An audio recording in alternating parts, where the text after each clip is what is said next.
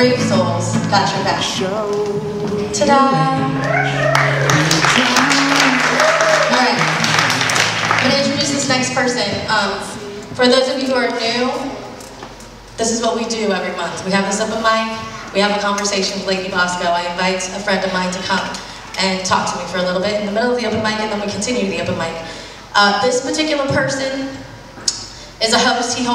He holds his own spaces just like this, so you should definitely talk to him and get to know him and find out where he does his thing and spreads his light. But he also spreads his light as a motivational speaker, as a teacher, as an educator, and as a father. And a poet, of course, that's obvious. And you already met him because he helped me hold down the beginning of the night, which is part of what the haiku was written for. He is a brave soul, and when you're down, as I have been the last few days and needed help tonight, they're there for you. So come on out, koldpiece.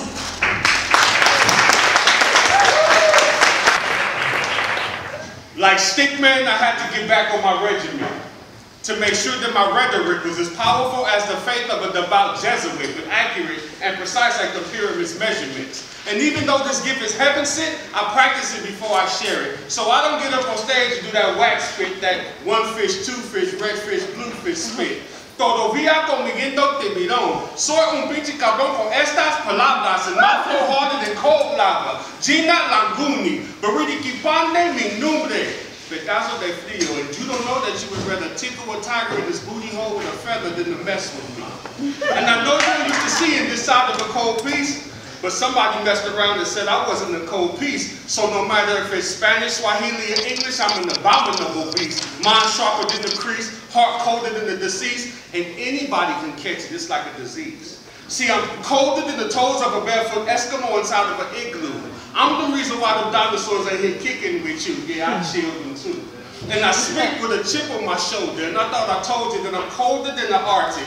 And whoever's on top is my target, and can't nobody save them. I'm gonna treat them weak dudes like head dudes. Just watch me fade them. A koldpiece. Koldpiece.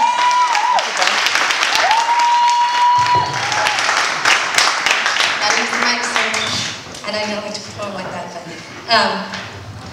all right, Joe. It's so good to have you here.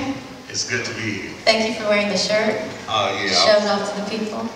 I don't know how you do this. Hosting my spot and then going other places and hosting. Give it up real big for Lady Basco. It's not easy. Yeah. And I was like, you know what? I'm humble because I don't know what to do. And you have a great audience because they helped me out. People just filled in where I needed them to, and it was great. So give it up for yourselves for being here and being their audience. Thank you. Everybody. All right, I'm just gonna go real in right now because we only have a certain amount of time. We gotta get back to the list and whatnot, and that's why we're here. So, why do you write? My writing has changed. I started writing because I stuttered. And I was a mute. I was embarrassed to stutter. You know, growing up, your family is the roughest on you. In the neighborhood, nobody really talked about me because I could fight. But my older brother used to call me DJ. And every time I came in the room, he was like, what's up? DJ. And so it embarrassed me. I was hurt. So my father came in the room one day and was listening to me read, and when I was reading, I didn't stutter. So that's when I became a writer. Now I write today to remind tomorrow of yesterday. Okay, you used to stutter, huh? Yes. That's a rough one. Because I think a lot of people, because that could be the very thing that stops somebody from pursuing something. I know I myself, some of you don't know this in this room, most of you actually, I was born with one ear, so I hear in mono, and having to have to sing and perform in different things totally messes you up, and it's very easy to give up. At which point you had a support system to be like, talk about what a support system looks like and what that's about. My support system was my father. He was like my, I can't say he was my friend because he wasn't my friend. He would say I would be friendly, but I'm not your friend. Okay. I'm gonna be a dad, and then I'm gonna be friendly. Wait a second, is that how you do your stuff? That's how I do my stuff. Awesome. That's how I do my stuff. All right. Take notes for the parents in the room. Don't try and be your kids' friends. He just pushed me, so he got private speech therapists. I got speech therapists in school, and then when I got to middle school or junior high, I joined the debate team, I joined a speech class, I was in drama. I joined everything I could to force myself to speak. And at that point, I had no choice. And it just got better over time, over time, over time. When I get really nervous, I still stutter. So I just calm myself down. But in my calming myself down, I talk about my son. He calms my nerves. So if you ever see me at a show, I talk about my son a lot because I'm nervous. But when I talk about him, he calms everything down. Gives you some solace. Right. Yeah. All right, let's talk about your spot. Why do you host? Why do you give back? Not just your spot, just as a motivational speaker. Why do you do what you do as an educator? What are we doing here? What are we doing here as artists? How are we serving people? Is it about service? Because I think what happens in relation to open mics and stuff, I think it's common for lots of people. You rehearse your song or your comedy routine or your air guitar or whatever it was, and you're, at some point in your process, you're searching for validation. You're searching for, was it good? Was it not? Was it, I mean, what's the point? What? But then after we get over that part and we fall into what this is really about, what is this really about for you? For me, it's, I grew up on the east side of South Central. My mom and dad was married 32 years, and I have 3 degrees. And damn, 3? Yeah, I have 3 Just degrees. 3? Just 3?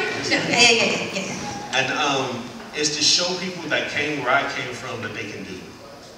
I overcame a lot of my obstacles. I got a full football scholarship, but I tore every ligament in my knee and broke my kneecap. So my career was over. So what did I have to do next? Everything else I tried, I failed. What were you trying? I went to school originally to be a doctor. Dang, okay. I failed. Okay. After my knee was blew out, I was like, I'll be a physical therapist. I failed. Okay. When I became an educator, everything took place. I got on the dean's list. I started working with children. And it was to teach the truth about who we are as a people and then what America did to us as a people. And so with that, with my open mic, nobody is self-made. Somebody opened the door for you somewhere. So with that, at my open mic, you will hardly ever see me do a poem because my job is to make sure everybody get up and do a poem. I crack jokes. I'm not a comedian, but I'm striving to be one. And it's just to show people they can. So with that, but to also know that you have something to say. It's a motto at my open mic, tell your story, because if you don't, somebody else will. If you don't believe me, just read history books. And so with that, share your story. Get your elder's story. Get your mother's story. Get your father's story. Because if you don't share it, it may die or somebody may tell it wrong. That's right.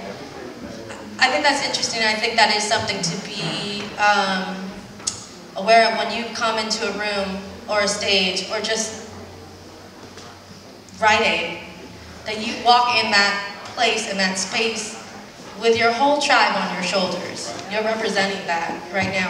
And it's unfortunate because as open mic hosts holding down spaces, sometimes people don't understand that concept. They feel very lonely. They're like, I'm all alone in this world. And that's so unfortunate because you don't understand when it exits your mouth, it's not yours anymore. It's your responsibility, what you're saying and who you are, and the tribe that you're representing. It's not yours anymore, and how the effect on other people, right? Lastly, I'd like to know, as you are a father, do you think that this world that you brought your son into, that we're going to be okay? That he's going to be okay in 20 years, in 30 years, in 40 years when you pass? Do you think it's going to be okay? I'm training my son to be a soldier. Talking to the mic. I'm teaching my son to be a soldier of love first, then a representative of his family, I named my son after my father. We all have the same name. There's 4 of us, 4 generations. Most people think I named him after me, but I named him after my father. My father named me after his father. And so with that, I teach him how to love first. After love, then education comes. After education, it becomes self-defense. After self-defense, it teaches him how to eat off the land. We're not entrepreneurs anymore. We are employees. And as an artist, you have to learn how to be an entrepreneur because you're going up against a machine. I don't do anything else but poetry. Everything I do in my life is poetry. I pay my bills, I take care of my son with my art. And so with that, I'm teaching him the same thing. So when I go teach after school and he's out of school, he's right there with me.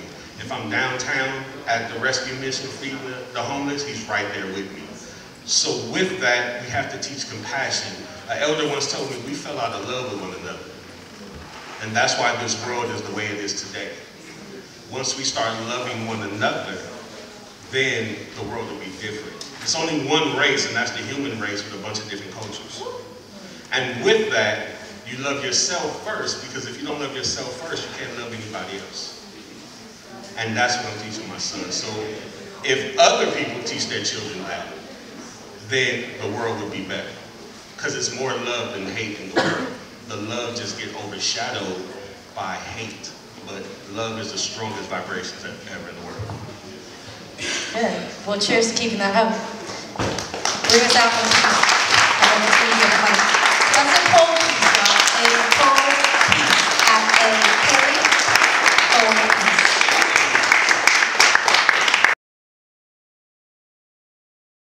I wrote this letter to him.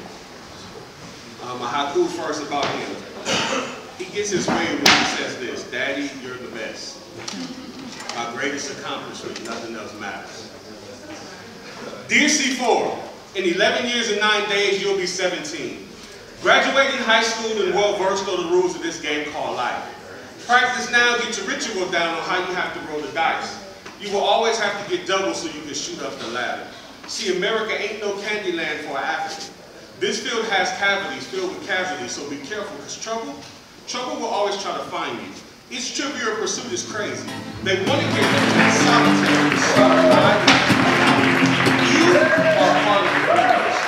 And we practice I declare war. So you will learn chess and they will teach you logistics, special weapons and tactics, and rigorous courses on hand-to-hand combat. I know you don't understand now that Jax helps build your hand and eye coordination.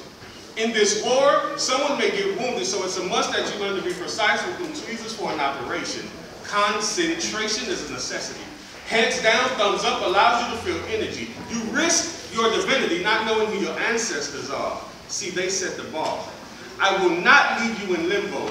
You are in line with your lineage, so follow the leader. And this is why Daddy will never just let you win. You have to practice and be disciplined so that you can understand I'm just preparing you for this world that we live in. I love you, Nakupenda. Sign, Big Tall Daddy. Thank you, koldpiece.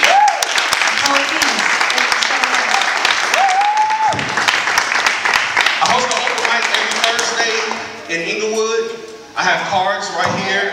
I'll give them my cards. Where? It's 2435 Manchester Boulevard, so Manchester and Crenshaw. I have cards. You can just email me and I'll shoot you all the information. Doors open at 7:30. Show starts at 8:15. This week's feature is Brother J from the X-Clan. Yeah. Brother J from the X-Clan. It's a $5 cover because unlike the bookstore, my venue don't be open, so we have to pay bills. So it's $5, and we're gonna have a vegan soul food chef. It's gonna be amazing. Yes. Come out next Thursday, or this coming Thursday. Thank you.